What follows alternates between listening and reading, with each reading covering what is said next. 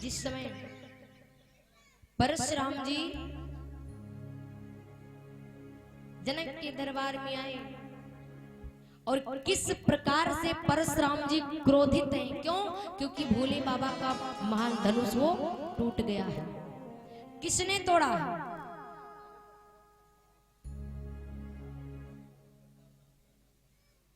और कथा है परशुराम संवाद, क्योंकि जब सुना आवाज को, ये घनघोर आवाज हुई है, इतनी आवाज आई, परशुराम जी अपने फरसे को लेकर के चल पड़े।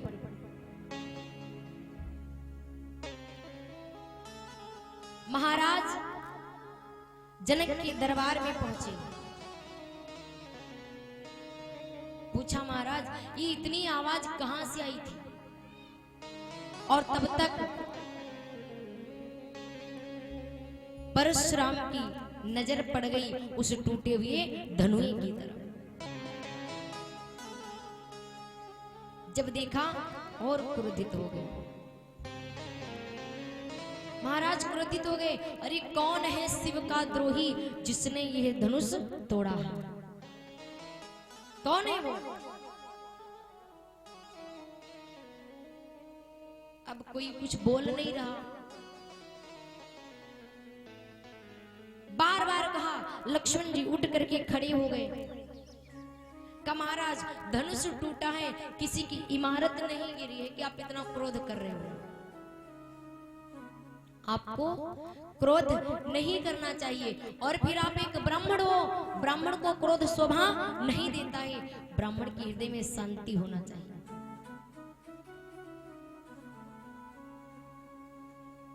जो क्रोध कर रहे हो, ये क्रोध तो क्षत्रियों का गहना है।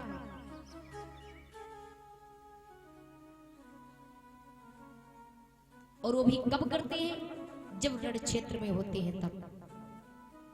इसलिए महाराज आपको शांत हो जाना चाहिए। परशुराम ने कहा बालक, अरे तू मेरी बात बात क्यों काटता जा रहा है? क्या मुझे कोई निमंत्रण में आया हुआ कोई ब्राह्मण समझ रहा है? मेरे बारे में तुझको मालूम नहीं कि मैं कौन हूं? अरे हमने इस पृथ्वी को 21 बार क्षत्रियों से विहीन कर दिया है, मेरे बारे में तूने सुना नहीं? तो लक्ष्मण बोल पड़े, अरे कहेंगे बहुत पहले मैंने सुना है, क्योंकि तुमने अपने पिता के कहने पर तुमने अपनी माँ को मार दिया, तुमने अपने भाइयों को मार दिया, तो तुमसे बड़ा अपराधी कौन हो सकता है? अरे जिसने अपनी माँ को ही मार दिया हो, अपनी वीरता का बखान अपने आप कर रहे हो।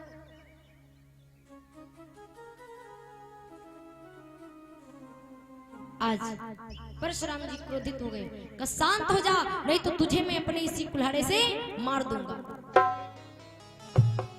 लक्ष्मण जी कहने लगे महाराज, अरे हमें डराने क्यों आए हो? हम कोई डरने वाले नहीं है। क्यों? क्या कहा?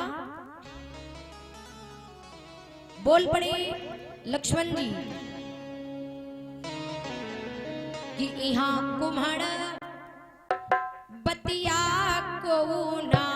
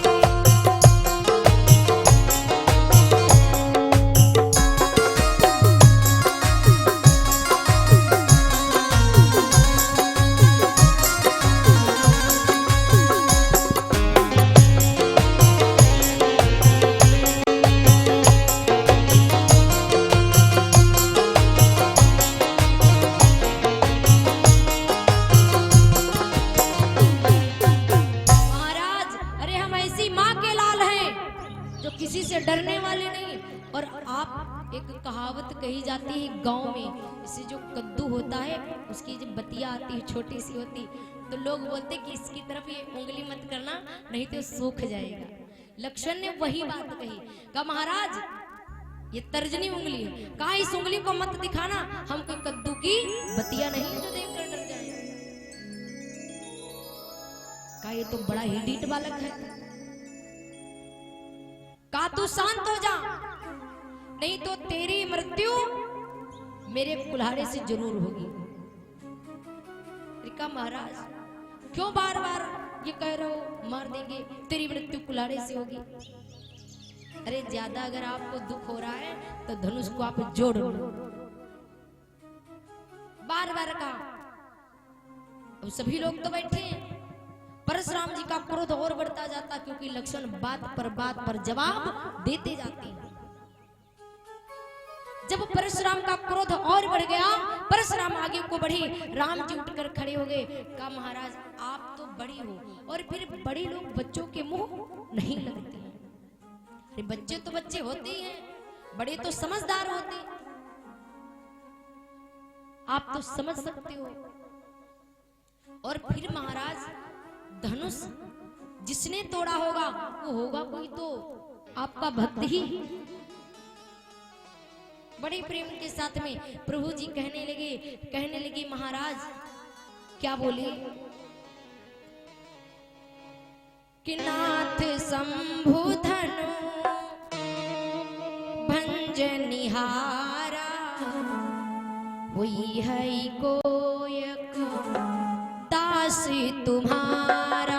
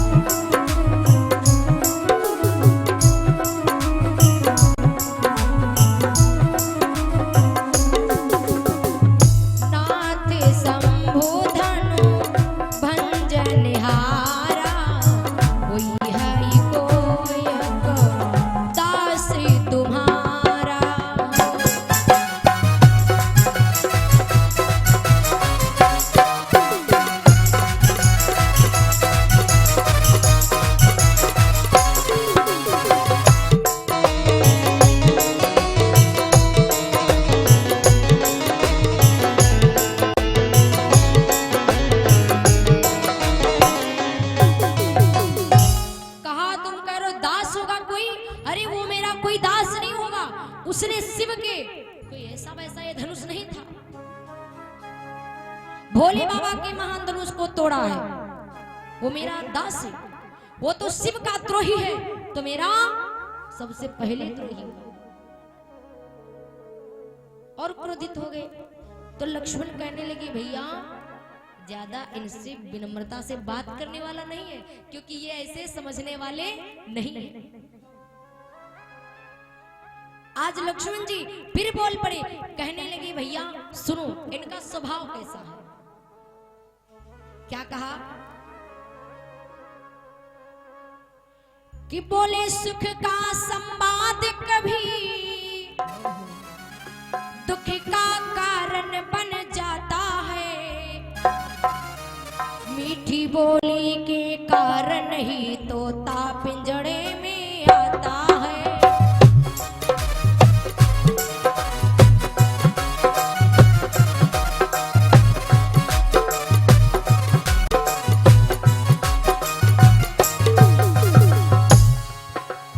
जो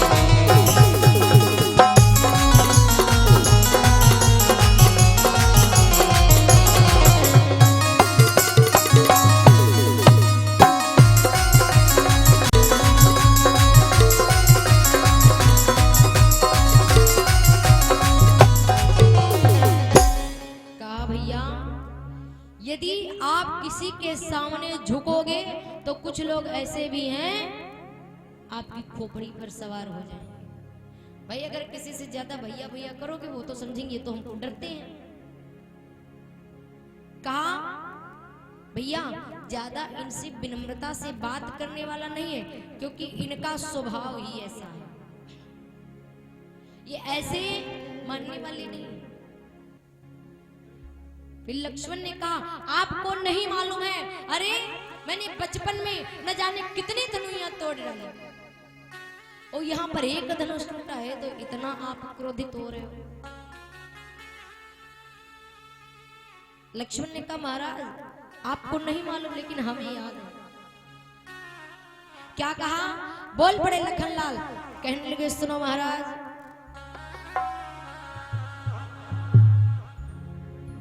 कि बहु धनु ही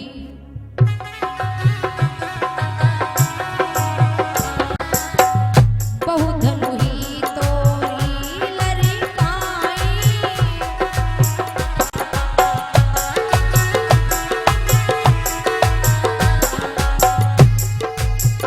बहु धनु ही तोरी लरिकाई, कबहु न असरिस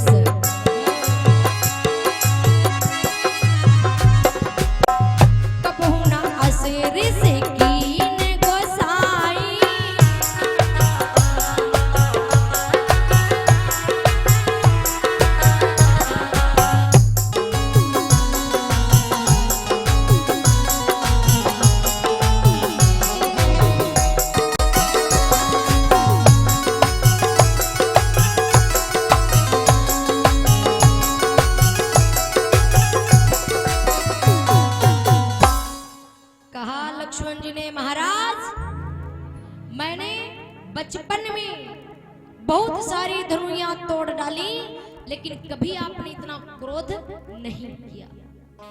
इस बात को लक्ष्मण ने क्यों कहा? कब तोड़ी थी वो धनुइयां? एक बार की बात, जिस समय परशुराम जी के गुरु भोले बाबा कहते हैं यदि कोई भी गुरु हो जिससे आप विद्या प्राप्त करो तो उसको विद्या भाई आपने प्राप्त किए तो उसके बदले में गुरु दक्षिणा दी जाती है। भोले बाबा परशुराम जी के गुरु जी विद्या पूर्ण हुई। परशुराम ने कहा महाराज आप गुरु दक्षिणा में क्या लोगे? क्योंकि परशुराम अभिमानी भी थे। क्या लोगे आप? जो बताओ हम ला कर देंगे। भोलेनाथ ने कहा कुछ भी रहने दो, मैं गुरु दक्षिणा में कुछ नहीं लूंगा। परशुराम ने कहा गुरुदेव आप जो कहोगे मैं आपको वो लाकर दूंगा, बताओ तो आप। भोले बाबा ने कहा महाराज यदि देना ही चाहते हो तो हमको शेष जी की मड़ी चाहिए। अब परशुराम जी चल पड़े इस तरफ। शेष जी पुत्र किसके हैं? धरती मां के। पृथ्वी मां ने सोचा कि मेरे पुत्र को अब ढूंढ रहे हैं महाराज परशुराम जी, इनकी मड़ी निकाल ले जाएंगे। तो पृथ्वी मां ने एक बूढ़ी मां का रूप धारण किया और जिस मार्ग से जाना किसी मार्ग से परशुराम जी निकलेंगे वहीं पर बैठ गई और जो शेष जी उनको नन्हा सा बालक बना करके अपनी गोदी में लेकर बैठ गई। रो रही हैं। परशुराम जी उसी रास्ते से निकले। जब परशुराम जी उसी रास्ते से निकले देखा एक बूढ़ी औरत, उसकी गोदी में एक छोटा सा नन्हा सा बच्चा है, वो रो रही है। देखा माँ क्यों रो रही हो, क्या बात है? बूढ़ी माँ ने कहा बेटा हम क्या बताएं, हमारी अब ज्यादा उम्र नहीं है, कब हम इस लोक से चले जाएं पता नहीं, मेरी मृत्यु नजदीक है। मुझे दुख इस बात का है कि मेरे मरने के बाद मेरे इस बच्चे का पालन पोषण कौन करेगा। परशुराम जी को दया आ गई। परशुराम ने कहा मां यदि आपको इसकी चिंता है तो ये चिंता आप छोड़ दो, क्योंकि इस बालक का पालन पोषण हम करेंगे। कहा बेटा इससे अच्छी बात कौन हो सकती है यदि आप हमारे पुत्र का पालन पोषण कर दो। कहा लेकिन एक शर्त है। कहा मां शर्त कौन सी है? का शर्त ये है कि मेरा पुत्र कितना भी कैसा भी कार्य क्यों ना करे, लेकिन आप इस पर कभी क्रोध नहीं करोगे, कभी क्रोध नहीं दिखाओगे। परशुराम ने कहा, माँ मैं प्रण करता हूँ ये बालक कितनी भी शैतानी करेगा, कैसा भी कार्य करेगा, लेकिन कभी भी इस पर हम क्रोध नहीं करेंगे। अब परशुराम जी शेष जी को लेकर चले आए, भाई साथ में रखने लगे, साथ में रहने लगे, पालन पोषण करने लगे। अब धीरे धीरे परशुराम क्षत्रियों को मारने के लिए धनुही को बनाते, दिन में बनाते और धनुही रख देते। परशुराम फिर बाहर चले जाते और शेष जी खेलते खेलते उस धनुही को तोड़ देते। फिर दूसरे दिन धनुही को बनाते, फिर धनुही को बनाते और फिर शेष जी खेलते खेलते उस धनुही को तोड़ देते। इस प्रकार 100 धनुहियों को तोड़ दिया। और गुस्सा तो बहुत हुआ परशुराम जी को, लेकिन क्योंकि वचनबद्ध थे, गुस्सा करे तो कैसे करे, क्रोध दिखाएं तो कैसे दिखाएं, क्योंकि शेष जी की माता को वचन दे दिया था कि कुछ भी करें कभी क्रोध नहीं करेंगे। आज लक्ष्मण को वही बात याद आई। लक्ष्मण जी हैं कौन? शेष जी। लक्ष्मण को वही बात याद आ गई तो बोल पड़े, कहेंगे महाराज याद करो पहले कितनी धनुइयां हमने तोड़ी थी। वही बात बोल दिया। लखन लाल जी कहने लगे, महाराज कि बहु धनुही तोरी लरिकाई,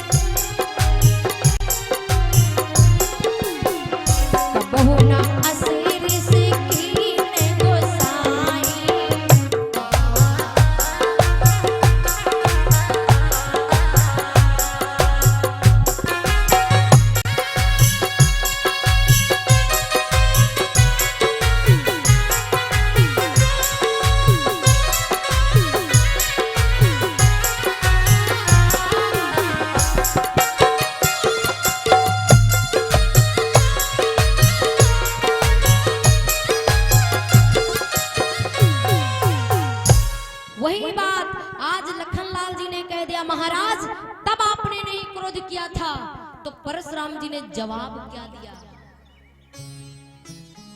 परशुराम जी ने कहा, तू सोचता है कि मैं भूल गया हूं। जवाब क्या दिया? कहा महाराज आपको याद नहीं? परशुराम जी ने कहा याद है, लेकिन वह जो धनुइयां थी उन धनुइयों की कल्पना तो इस धनुष से कर रहा है। बोल पड़े परशुराम जी कि रे नप बालक काल बस, और बोलते तो ही न संभारे, और धनु ही सम त्रिपुरारी धनु विदित सकल संसार। कहा ये भोले बाबा का महान धनुष है, तो जिनकी कल्पना उन धनुइयों से कर रहा है। आज भक्तों तो कहने लगे महाराज कोई बात नहीं, खाप शांत हो जाओ। तब लक्ष्मण ने कहा यदि आप जानना चाहते हो कि धनुष किससे टूटा है तो सुनो। क्या बोले? आज लक्ष्मण बोल पड़े, कहने लगे महाराज किछुअत टूट रघुपति है न दोषु,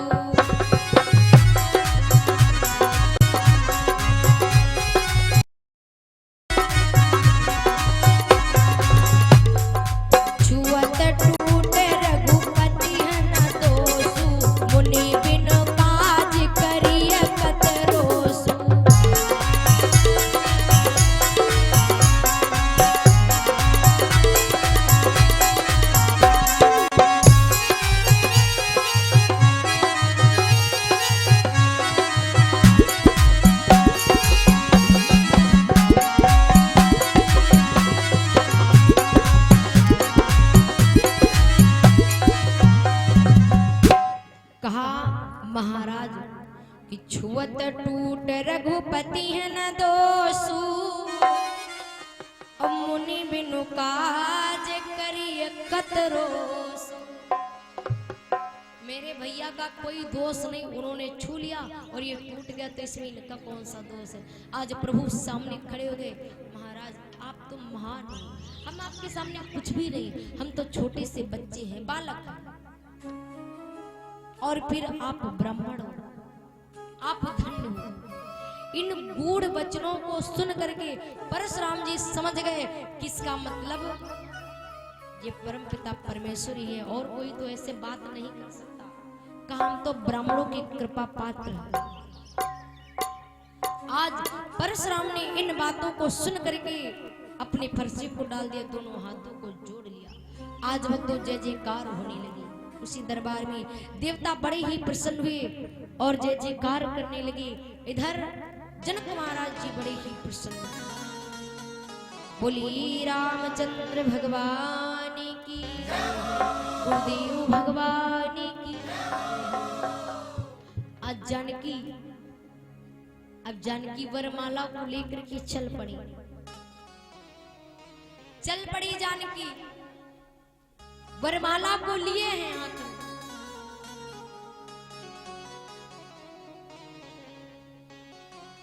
प्रभु के पास में आई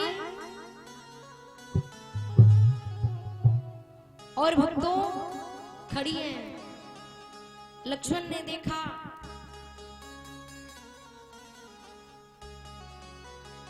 कि प्रभु की ऊंचाई ज्यादा है जानकी से, तो लक्ष्मण झुक करके अपने भैया के चरणों को स्पर्श करने लगे, क्योंकि पहले दंडवत प्रणाम किया जाता था। चरणों में गिर पड़े। प्रभु समझ गए। कुछ देर प्रभु जी खड़े रहे। इसके बाद में प्रभु झुक करके अपने छोटे भाई को उठाने लगे, तो जानकी ने जयमाला को डाल दिया। बोली सियापति रामचंद्र भगवान की जय हो। देवता बड़ी ही प्रसन्न है। अब सखियां मंगल गीत गायन करती हैं। किस प्रकार से बड़ी खुशी मनाई जा रही है भाई। अब महाराज जनक जी बड़े ही प्रसन्न हैं। इधर सब विवाह की तैयारी करने लगे और उस तरफ महाराज जनक जी ने एक पत्र भेजा अयोध्या को। जब पत्र भेजा और उस पत्र में ये लिखा, महाराज आप बारात को लेकर आवे और अपने पुत्रों को अपनी बहुओं के साथ विदा करा दें। पत्र मिला महाराज दशरथ जी को। दशरथ जी बड़े ही प्रसन्न हैं। अब यहाँ भरत शत्रुघ्न यहाँ थे, तो भरत शत्रुघ्न सजाए जाने लगे। जनकपुर में तैयारी चल रही है और भरत शत्रुघ्न जब सजाए जाने लगते, जब दूल्हा सजाया जाता है तो माताएं बहनें गायन क्या करती हैं। आज इस प्रकार से प्रभु की बारात चल करके जनकपुर में पहुंची। तो एक प्रथा है, जब बारात नगर के पास में आती है तो अगवानी लेने के लिए चलते हैं। जनक जी अगवानी लेने के आए, बड़े ही प्रसन्न हैं। बारात द्वार पर पहुंची, बारात का स्वागत सम्मान किया गया। अच्छा एक बात याद आई है, राम की बारात में और भोले बाबा की बारात में अंतर क्या है?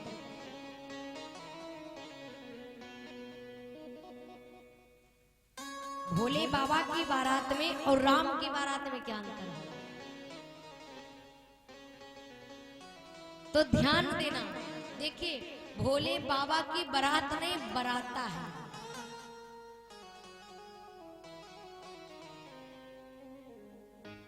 भोले बाबा की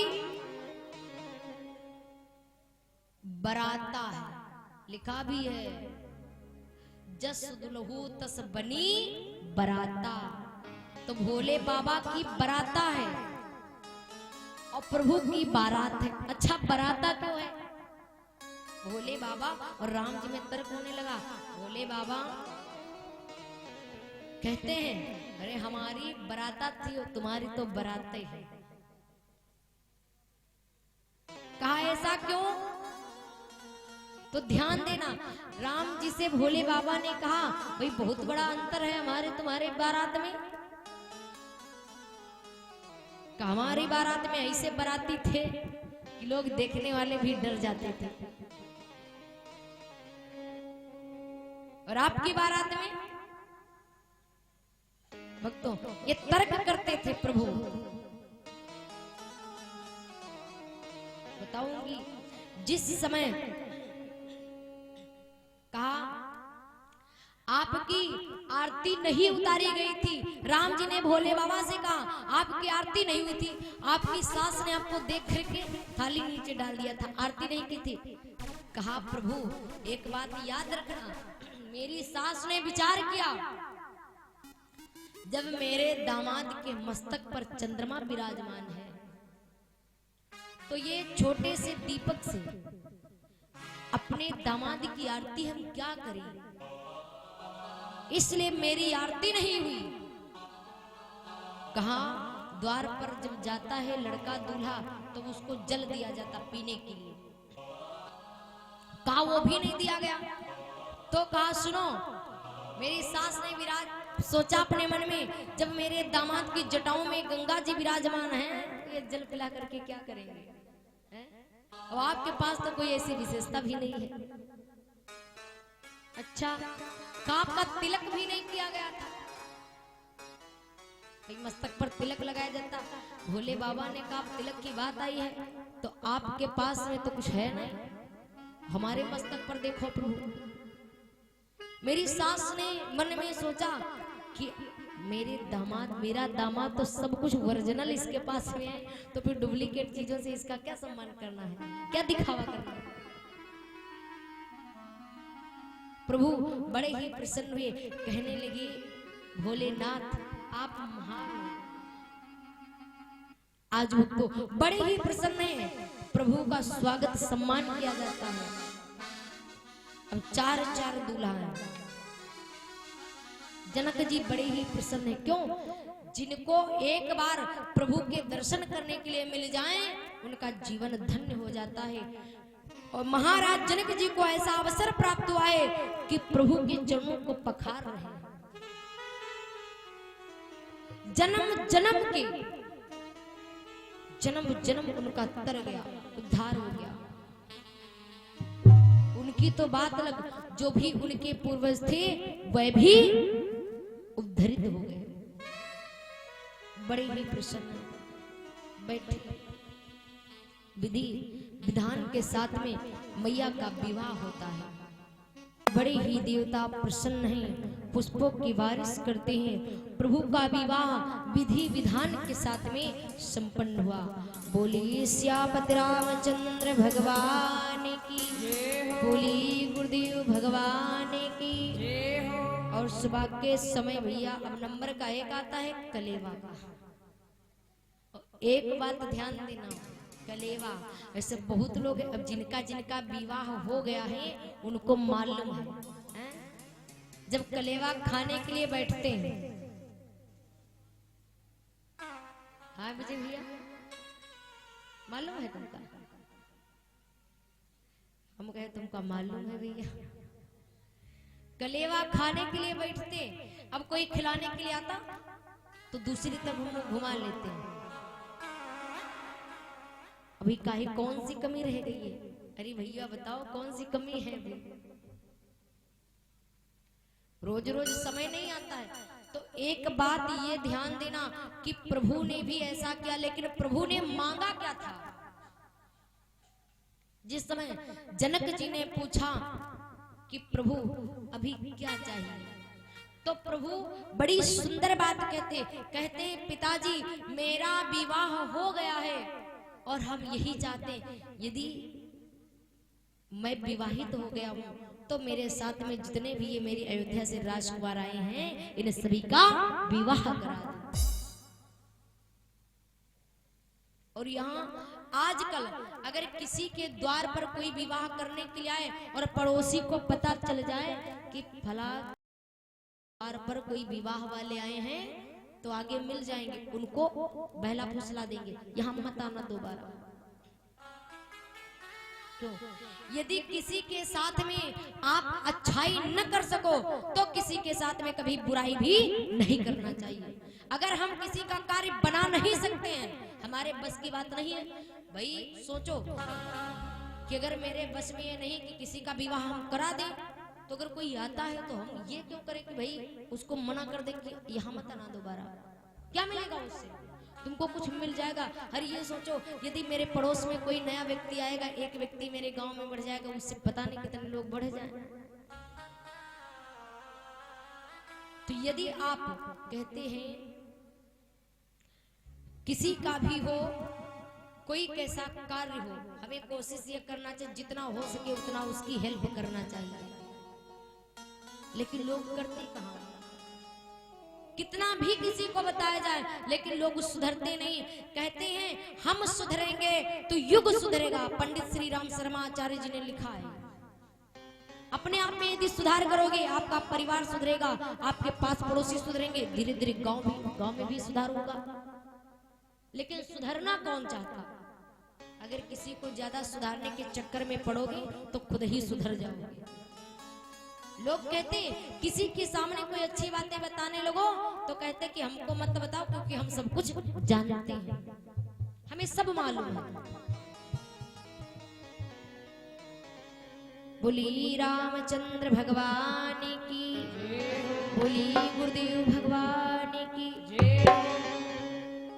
आज भक्तों इधर प्रभु का कलेवा होने लगा, बड़ी ही प्रसन्न है। नारियां बड़ी ही प्रसन्न है। नारियां कहने लगी कलेवा हो रहा है। अब तो बैठ गए सभी, कहने लगी रामचंद्र भगवान की, बोली गुरुदेव भगवान की। आज तो ये प्रभु का कलेवा भरपूर हुआ, बड़े ही प्रसन्न है। तो प्रभु की बारात भक्तों कुछ दिनों तक जनकपुर में रुकी।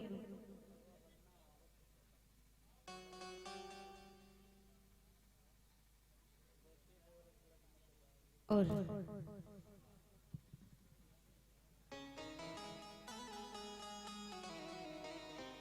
तो कितने दिन बताए गए हैं? देखिए मानस की खोज में 39 दिन बताया गया है कि प्रभु की बारात 39 दिन कहाँ रुकी? जनकपुर में। और 40वें दिन शुभ सईत को निकलवाया तो बारात की विदाई हुई। अब जनक और दशरथ संबंधी हो गए। जैसे समधि एक शब्द बोला जाता है, ये समधि बिगड़ा हुआ शब्द है। संबंधी शुद्ध शब्द है संबंधी। जनक और दशरथ संबंधी गले से मिलते हैं। महाराज हमारा एक जन्म नहीं, जन्म जन्म हमारा ये धन्य है।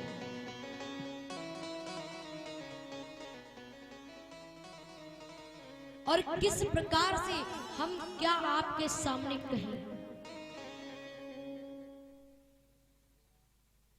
जिस समय बारात की विदाई होती है तो सुनैना मैया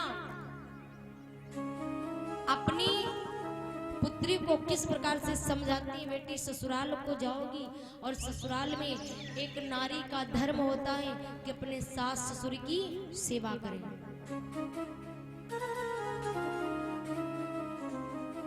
क्योंकि कहते हैं यदि पति भगवान होता है, पति भगवान होता है, तो जिस भगवान को तुम्हारे जन्म देने वाले उस तुम्हारे पति देवता के माता पिता जिनके द्वारा तुम्हारा पति संसार में आया है, वो तो उससे बड़े भगवान हैं। उन्हें भी मानना चाहिए, पति देव से ज्यादा पूजना चाहिए, मानना चाहिए। लेकिन लोग मानते कहाँ? कहने लगी बेटी ससुराल में जाओगी, ऐसा कोई कार्य मत करना जिससे हमको शिकायत मिले। हर माँ को अपनी बेटे में यही संस्कार देना चाहिए। ये थोड़ी ना बताना चाहिए कि बिटिया ससुराल जाना, और कोई अगर ये शब्द कहेगा तो तुरंत हमें खबर कर देना। इसमें घर चलने वाला नहीं है। नारी ही एक ऐसी वो होती है जो परिवार को जोड़ कर रखती, और नारी के द्वारा ही परिवार टूटते हैं। यदि घर में नारी सही है तो कभी परिवारों में बंटवारा नहीं होगा। आज मैया चल पड़ी। जिस समय माँ चली तो भाई कुछ भी हो, जो बेटी इतने दिनों तक, इतने सालों तक साथ में रही है और आज वो किसी दूसरे के घर को जा रही है। बेटियों के साथ में, नारियों के साथ में सदा पराया शब्द लगा रहता है। कभी पराया शब्द ये हटता नहीं है, क्योंकि माँ बाप के घर में जिन माँ बाप ने एक पुत्री को जन्म दिया है वे भी माँ बाप बोलते हैं कि बिटिया पराई है। पराया शब्द कभी नहीं पीछा छोड़ता। जब माँ बाप बोलते हैं कि बेटी पराई है, ससुराल को जाती है, ससुराल में बोला जाता है, सास ससुर बोलते हैं, घर में जो भी परिजन होते बोलते हैं कि ये पराई है, पराये घर से आई है। नारियों के साथ में सदा पराया शब्द लगा रहता। चली कहा बेटी तुम्हारा धर्म है कि सास ससुर की सेवा करूं, और नारी धर्म हृदय में धर्म। नारी का धर्म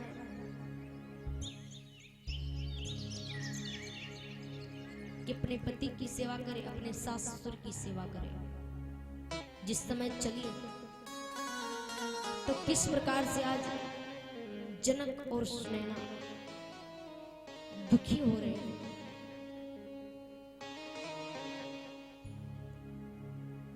भक्तों,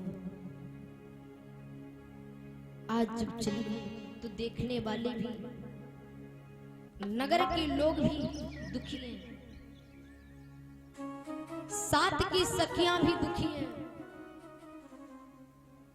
आज से हमारा साथ छूट रहा है। भक्तों, बड़ी ही दुखी हो रही है।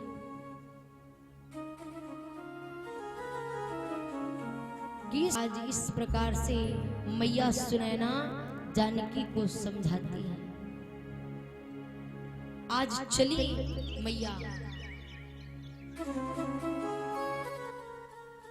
जनक ने महाराज दशरथ से कहा, मैंने अपनी पुत्रियों को बड़े नाजों से पाला, कोई दुख न होने पाए।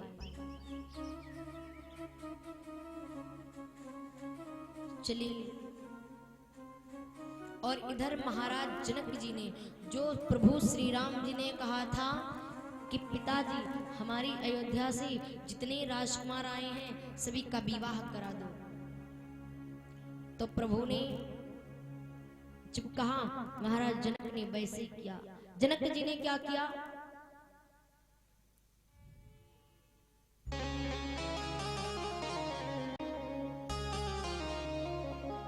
कि जितने कुंवर अवधि से आए,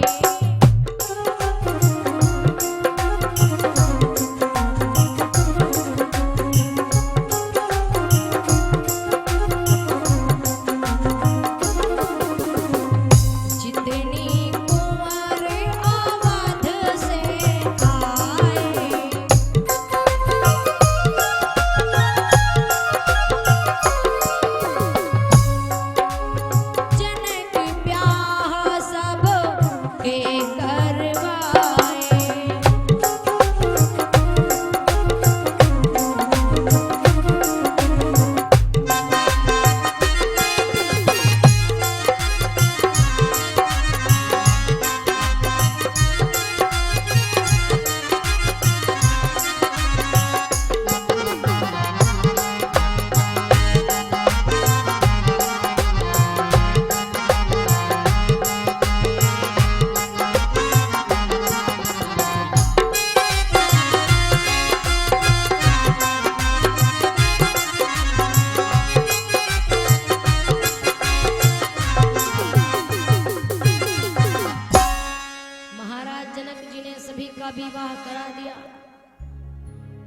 कुछ को क्या किया, कुछ को साथई में भेज दिया।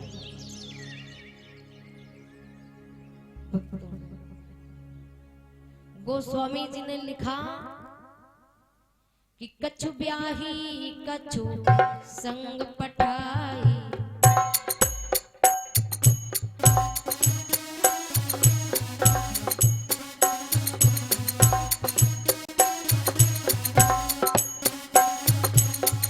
कछु ब्याही कछु संग पठाई, कछु ब्याही कछु संग पठाई, अवध आई भामर लगाई।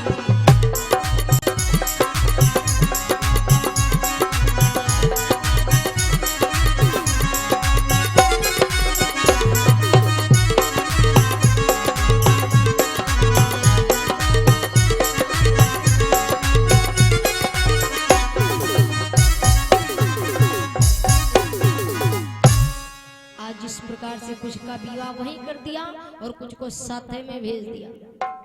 जिस समय बारात आकर के अयोध्या में पहुंची तो जब दुल्हन नई नवेली दुल्हन आती है तो उसकी आरती की जाती है। क्यों उसकी आरती क्यों उतारी जाती है? क्योंकि उस समय उस दुल्हन को जितने भी सदस्य हैं भाई, घर की माताएं जो बड़ी होती वह सभी आरती करती हैं। उस नारी को लक्ष्मी के रूप में देखते हैं, हमारे घर आई हो, इसलिए हम तुमसे यही कामना करते हैं कि तुम मेरे घर में लक्ष्मी बनकर ही रहो। इस प्रकार से भक्तों अब मैया तीनों माताएं आरती की थाली लिए हुए खड़ी हैं, आरती कर रही हैं। आरती हुई, इसके बाद में अब सास भाई खड़ी हुई है। सभी इतनी सास थी जो लाइन से खड़ी, 700 नारियां वहां पर उपस्थित थी जो जानकी की रिश्ते में सास लगती थी। अब जो पुरोहिताइन थी भाई, बाहर का काम पुरोहित का होता और अंदर का काम पुरोहिताइन का होता। तो पुरोहित वशिष्ठ महाराज हैं और पुरोहिताइन कौन है? अरुंधति माता। अब अरुंधति माता ने सोचा चलो इनकी परीक्षा लेते, ये अपनी माँ से क्या सीख के आई। अब जानकी की परीक्षा बाहर से शुरू हो गई। परीक्षा क्या लेने लगी? कहा जानकी ये जो लाइन में खड़ी हुई है ये सब रिश्ते में तुम्हारी सास है और इन सबके पैरों को छूना है।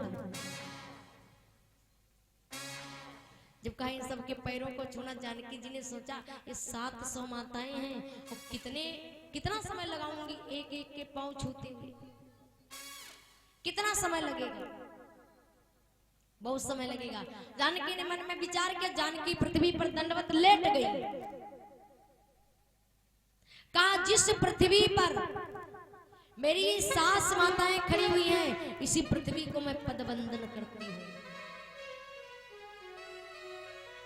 वाह। अब तीनों भाई जो बाकी उनकी बहनें थी, उर्मिला, श्रुति, कीर्ति, मांडवी, उन्होंने देखा तो वह भी उसी प्रकार से करने लगी। खड़ी हुई, उठ के प्रणाम किया। मैया अरुंधति बड़ी ही प्रसन्न हुई। इसका मतलब इसकी मां संस्कार वाली है। देखिए लड़की की बहू की पहचान उसके संस्कारों से, और संस्कार जानते हो किससे मिलते? संस्कार माँ से मिलती हैं। एक लड़की को, एक पुत्री को संस्कार उसकी माँ से मिलेंगे। जैसी माँ होगी वैसी पुत्री होगी। बड़ी ही प्रसन्न हुई, अंदर को गई। अब जो भी वहां पर भाई कार्य करना था वो भी धीरे धीरे कार्यक्रम आरंभ हो गया। भाई जो भी रस्में थी निभाई जाने लगी।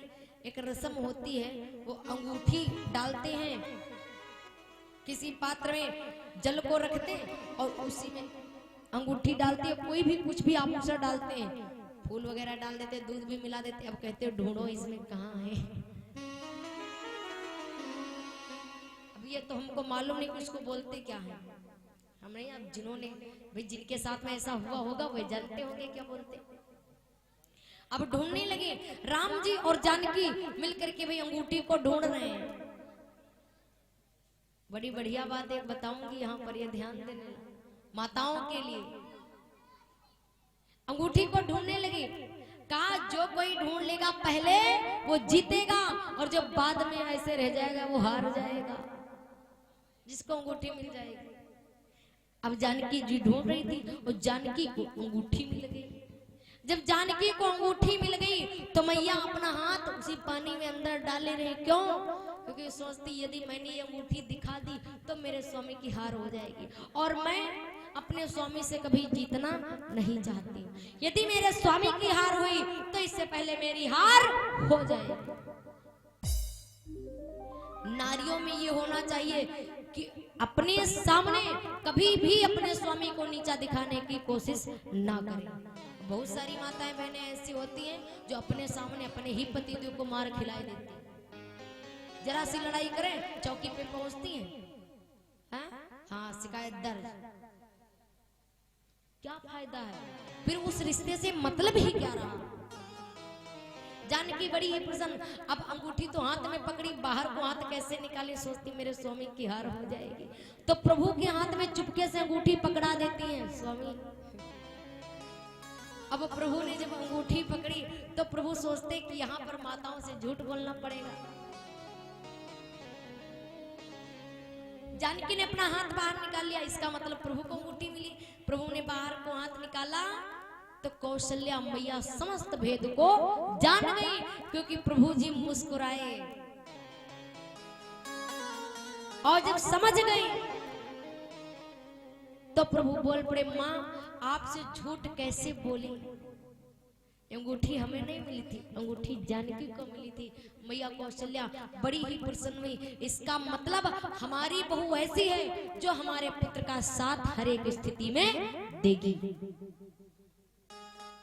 बड़ी बड़ी प्रसन्न हुई। बोली सियापति रामचंद्र भगवान की, गुरुदेव भगवान की। इस प्रकार से जितनी भी रस्में निभाई, 2 बार प्रभु का पावन नाम सभी लोग बोलेंगे ताली बजा करके।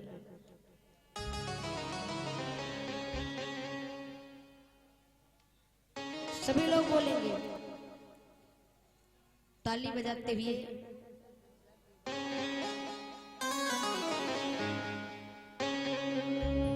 कि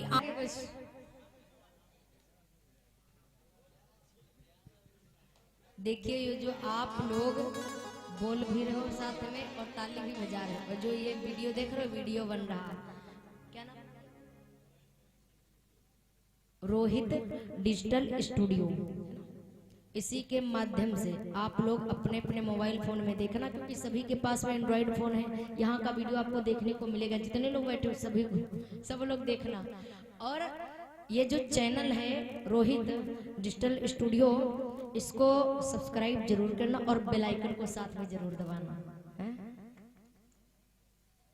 सच में बताओ अच्छा कितने लोग सब्सक्राइब करेंगे? कितने लोग? अरे वाह, कितने लोग सच में बताओ जिनके पास में एंड्रॉइड फोन है? सब्सक्राइब करोगे तो उसमें क्या जाएगा, कुछ जाएगा थोड़ी ना। हाँ जल्दी जल्दी उठा दो, जल्दी से। अरे जैसे अभी आप लोगों ने उठाया था, और क्या दम है यहाँ के वक्तों में।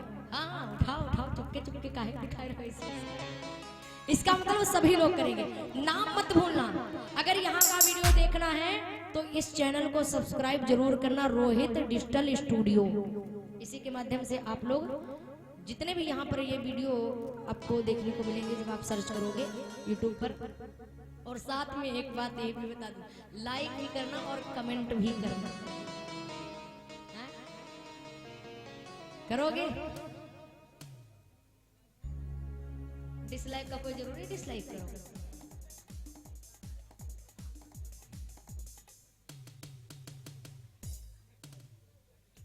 हम तो कह रहे हैं लाइक करो, आप बता देते। अरे जी करना पसंद हो तो डिसलाइक करे, किगा की कराए पसंद है। एक का मतलब हमारे दुश्मन कुछ यहाँ पर बैठे हैं।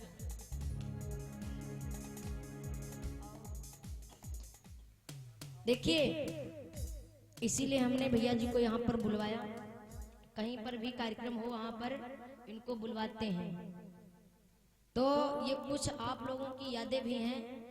आप लोग जब कभी भी कोई आज है कोई कल नहीं है, कभी भी आप वीडियो चलाओगे तो आपको वो व्यक्ति देखने को मिलेगा, है ना?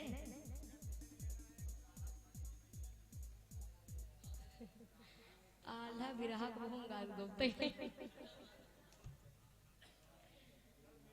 सही बात, ये बात सत्य है कि हम इतने दिन हो गए कथा बोलते हुए मैंने आल्हा कभी नहीं सुनाया है। और सही बात बताई थी, हमका आल्हा बोलबो ही नहीं।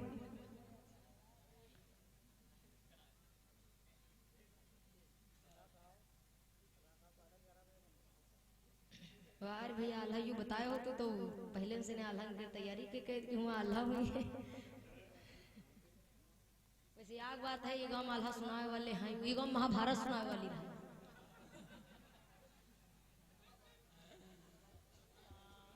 है ने? हाँ बाहर तो बताइए नहीं, बात तो खैर सही है। इस समय काम है, काफी कार्य है इसमें, तो दिन भर जो कोई काम करेगा वो रात्रि में भी परेशान तो होगा ही, आराम करेगा। कोई बात नहीं, घर से सुनो अपनी कथा, कुछ तो उसका प्रभाव पड़ेगा। अब लास्ट वाले दिन आएंगे, अंतिम धरे कहेंगे अभी तो कथा का एक दिन, और कल परसों 2 ही दिन बचे हुए हैं। वैसे बहुत आनंद आया है, अच्छी बात है। बोली गुरुदेव भगवान की हो। आज वैसे आपसे निवेदन करना ये चाहेंगे कि आल्हा हम कल सुना देंगे।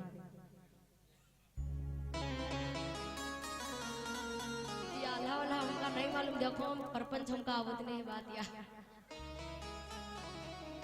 साफ बात। कोई किताब ले आल्हा वाली तो आल्हा मारो के लड़ाई चाहे सुन लो चाहे जऊं सुन लो। आल्हा आज तक मैंने सुनाया ही नहीं, 2-4 लाइनें मालूम, तो 2-4 लाइनों में क्या होता है।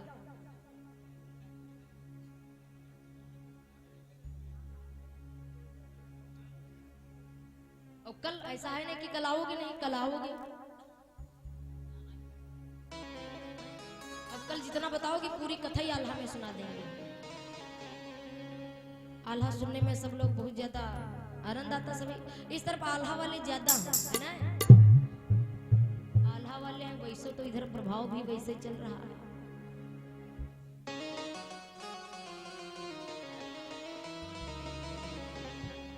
दो 3 लाइनें सुनाए थे,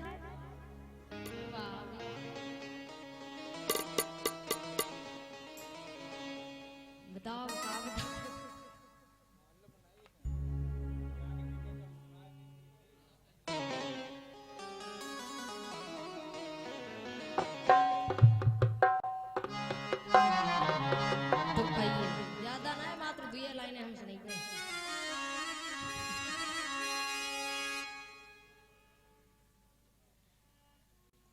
अरे काहे मन बिया कर ला गई, काहे मन लगे शीतली छाँव।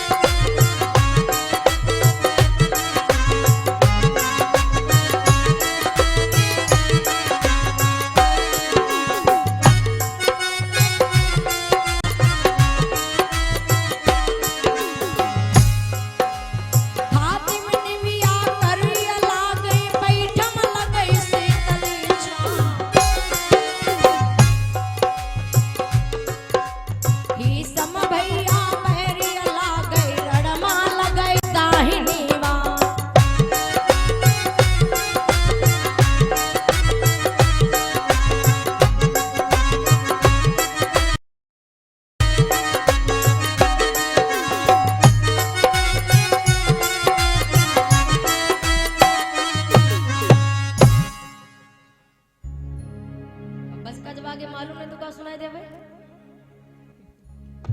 बस तुम तो कही दो बस। वाह भैया, बोले गोविंद भगवान की।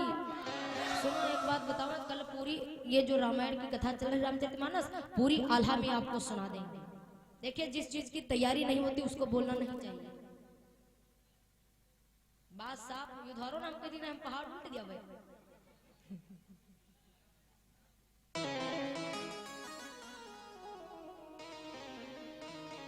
भैया अच्छा बोली लक्ष्मी नारायण भगवान की। तो इस प्रकार से प्रभु के विवाह की बड़ी खुशी मनाई जाती है। गोस्वामी जी ने लिखा अयोध्या में जब प्रभु जी विवाह करके आए, यहाँ पर एक बात और है याद आई। देखिए विश्वामित्र जी ले गए थे मूलधन और वापस किया ब्याज के साथ। ब्याज मतलब ले गए थे राम और लक्ष्मण, और आज प्रभु का विवाह हो गया, साथ में बहू भी आई। विश्वामित्र ने कहा महाराज ले गए तो 2 और वापस किया है 4, ये ब्याज है साथ में। बड़े प्रसन्न हुए कि जब तेरा ब्याही घर आए,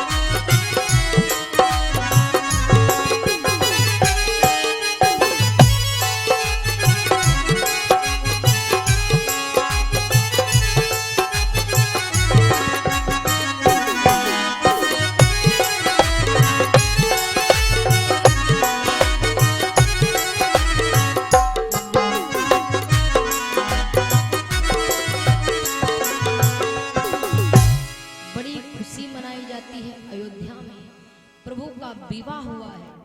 वाह, माताएं बड़ी प्रसन्न है, अरे घर में बहुएं आ गई हैं। बड़ी ही खुशी। प्रभु दरबार में पहुंचे तो राम जी की उदारता देखो। जब प्रभु दरबार में गए तो क्या हुआ, सबसे पहले प्रभु ने पूछा, इतने दिनों तक मैं अयोध्या में नहीं रहा, तो हमारी अयोध्या में सभी नर नारी सकुशल रहते। सबसे पहले किसको पूछा? प्रभु ने कहा कि सेवक सचिव सकल पुरवासी,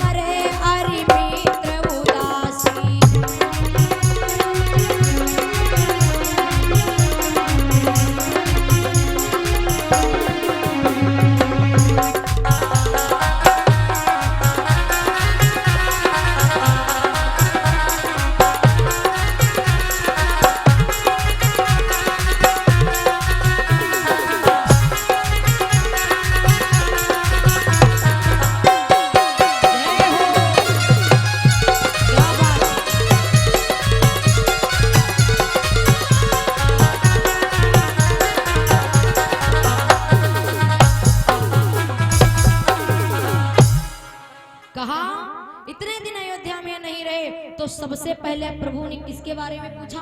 जे हमरे अरि। अरि का मतलब होता है दुश्मन, बैरी। भाई कोई व्यक्ति कितना क्यों ना अच्छा हो, उसके दो चार आलोचक जरूर मिलेंगे। एक व्यक्ति, कोई भी व्यक्ति हो, सभी के लिए अच्छा नहीं बन सकता। प्रभु ने सोचा भाई हमारे भी आलोचक इस अयोध्या में होंगे, तो सबसे पहले बताओ वह सब सकुशल हैं? जितने भी वहां पर दरबार में लोग उपस्थित थे, सभी बड़े प्रसन्न हुए प्रभु की इस बात को सुन करके। बोली गोविंद भगवान की, बोली रामचंद्र भगवान की। तो कथा की वाणी पे विराम है।